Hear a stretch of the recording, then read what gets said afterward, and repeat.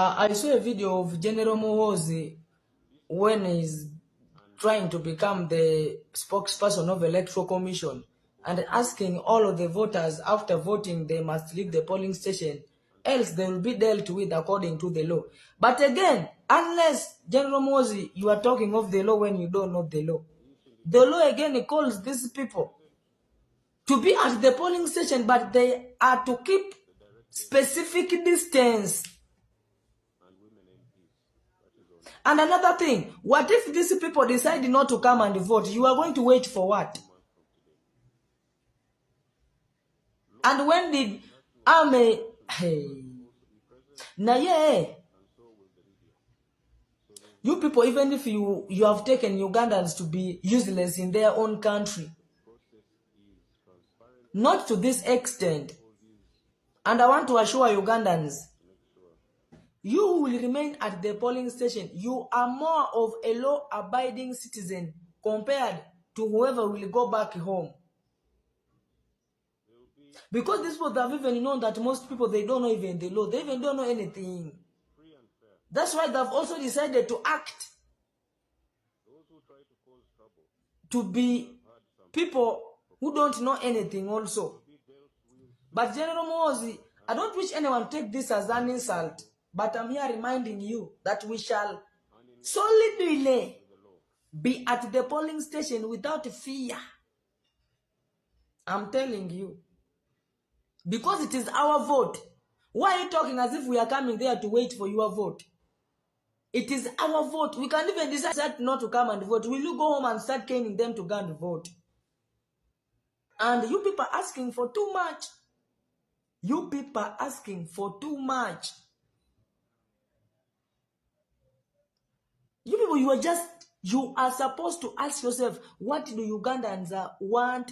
What must be done? Where have you not done well? Where have you messed up? You correct your own mistake. But what do? You give people a full sack of money. And you, by so doing, you think you are solving the problem of Ugandans.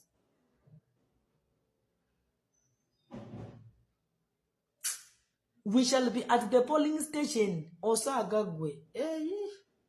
Is it your vote? The vote in question is for who?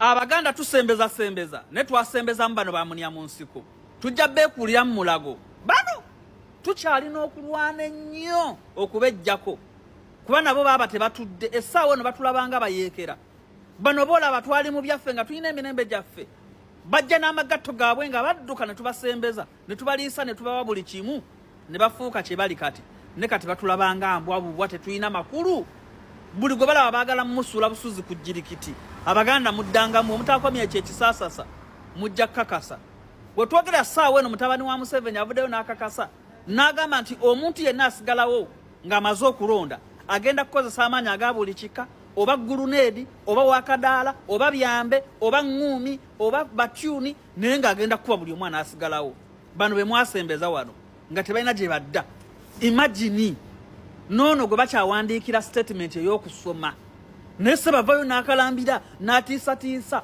n'agamba ngenda bakolako ng'obuyinza bwe bulagira ensi balowooza yaabwe balinga abagamba Uganda baagikungula musse buli kimu musse abantu baffe mubasibye abalala mubabuzizzaawo mukoze buli kimu naye temukkuta bantu mmwe buli kimu mukyonoonye temwasoma kati gwosobola tubuli engeri gye wafuukamu jjeno tetumanyi nasoma lye wasemeramu naye ojjudde abitiibwatiibwa olw'okuba oli mutabani wa munene nyongera okukutegeeza ne Gaddafi yalina abaana nyongera okutegeeza n'ebiseera bya Maria Mungu yaliwo ekiseera kigenda kutuuka muveewo ate mujja bisasulira temuyina kyemutereezeza okugjako okwonoona obwonoonyi ebyenjigiriza mu byonoonye ebyentambula mu byonoonye abantu mubabyeko amataka gaabwe sente z'ensi muzoonoonye muzisudde value kwegamba temuyina yadde strategy n'emu mu mutwe esobola kuba nga etwala Uganda mu maaso naye mutwesibyeko temusobola kuddayo eri ewammwe mba western eyo ne mukulaakulanya eyo temusobola mwesibye mu katundu bwe kati ke mwasanga bakulaakulanyiza Abaganda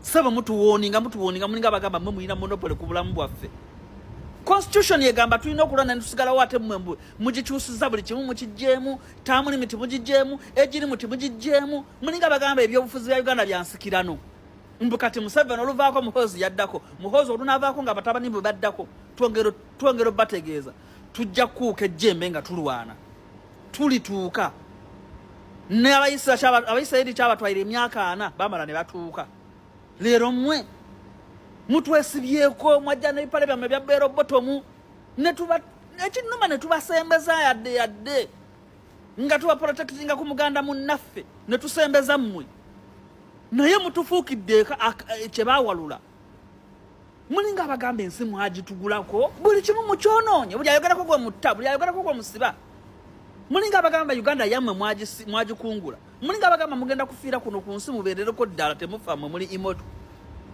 mutukutukiddeko mwenna mukaddiye muweddeyo bannange tubayinako obusungu bantu mmwe tubayinako obusungu fensi Uganda twagisiibula ne famire zaffe twazigamba babeereyo naffe tubeere eno